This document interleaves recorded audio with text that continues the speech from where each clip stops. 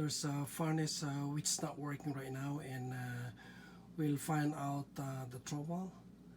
And on the lower part of the cover there's sight glass, then we can see the LED flashing, and we can determine what's the problem. And right now there's 1, 2, 3, so there are 3 flashing. And now we can check on the troubleshooting guide for the cover of the furnace.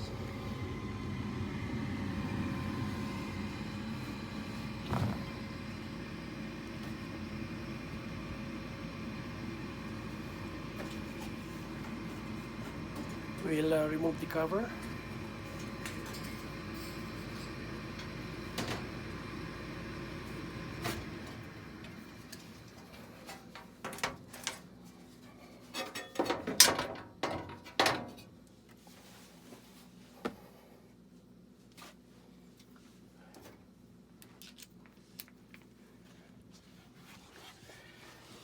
And right here on the diagnostic codes, there are 3 flashes, and it says pressure switch error.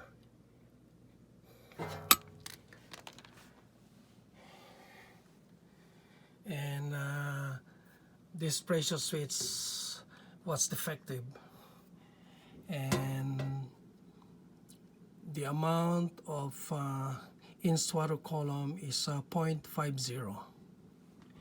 So we have to remove this one and replace with another one.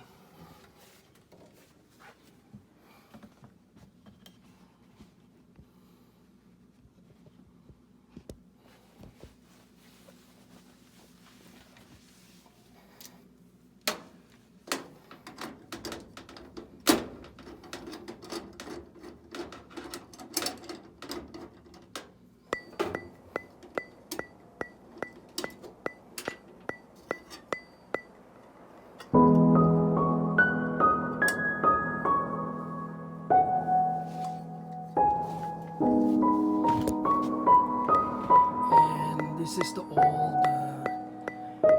air pressure switch.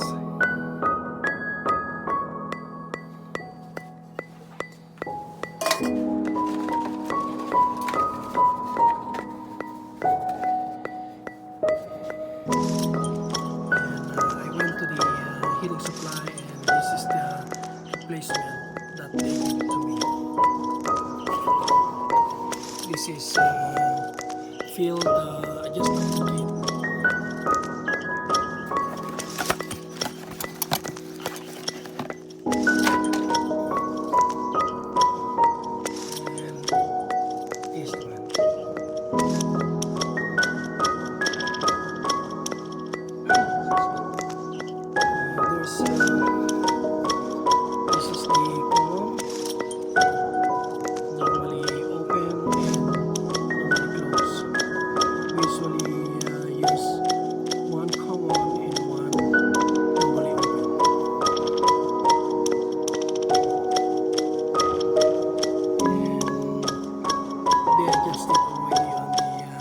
Heating supply to 0.50 inch water.